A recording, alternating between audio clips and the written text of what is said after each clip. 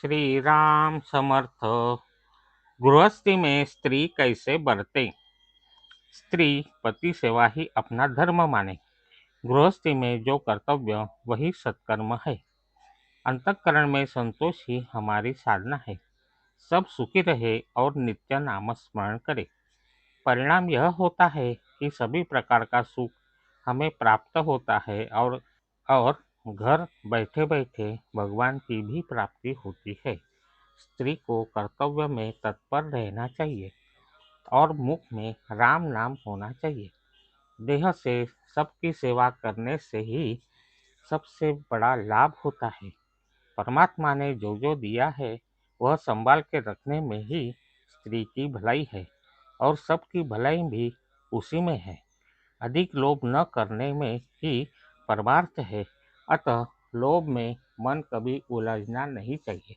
निरंतर राम नाम जपना और किसी भी बात की ओर ध्यान न देना, गृहस्थी में संतोष रखना ही भक्त का मुख्य लक्षण है।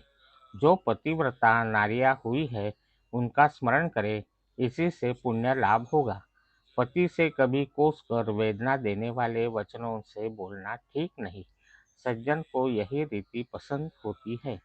स्त्री को अपने पति के सिवाय और कोई देवता नहीं मानना चाहिए। घर में निरंतर संतोष हो। तुम्हारे लिए पति का सहवास ही भाग्य है। उसकी आज्ञा के अनुसार बरतना और उसके सुख में अपना सुख मानना जीवन है। यदि प्रभु राम का भाव निरंतर चित्त में होगा तो गृहस्थी की चिंता भी वही करेगा। गृहस्थी में सावधान रहना, लोभ से दूर रहना, धन संग्रह करना, कुछ धन बचाकर ही खर्च करना, यही गृहस्थी की रीति सब जग में चल रही है। जग की और भी एक रीति है, वह है लोभ करने की। उसमें अरुचि होनी चाहिए। पति सेवा करके राम नाम जपना ही अच्छी गृहस्थी का लक्षण है। मेरा उसके लिए आशीर्वाद है। गृहस्थी करते समय चिंता तो निर्माण होगी ही, लेकिन राम नाम जप कर उसे मिटाओ। चिंता रहित बनो, तभी प्रसन्नता होगी। कन्या के विवाह की चिंता नहीं करनी चाहिए, लेकिन प्रयत्न कभी छोड़ना नहीं चाहिए। सज्जनों ने कहा है कि प्रयत्न करने पर ईश्वर की कृपा होगी। इस कथन को गहराई से ध्यान में रखना चाहिए। गृहस्थी के प्रारंभ में जिसने प्रभु राम का स्मरण किया, उसी को प्रयत्न करने पर राम का आशीर्वाद मिलेगा। इसी विश्वास से गृहस्थी करे।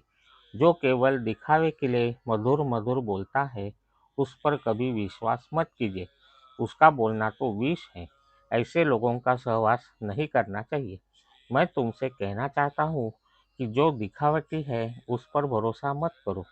हमारा जीवन राम की सेवा के लिए है, अतः उसी के लिए उसे सजोए रखना चाहिए। मानापमान ही हमारी आपत्ति की जड़ है। कोई भी काम करते समय मन शांत रखना चाहिए और व्यवहार दक्ष रहकर काम करे। जो नातेदार है उनका समाधान कर गृहस्थी करे, लेकिन उनके अधीन नहीं होना चाहिए। सबके साथ प्रेम से व्यवहार करे, लेकिन चित्त दूषित न होने दे। जो भी अतिथि आएगा उसे अन्नदान करे, किसी को भी खाली हाथ न लौटाए। व्यवहार करते समय भी प्रभु राम का अधिष्ठान अवश्य हो। आज का बोध वचन।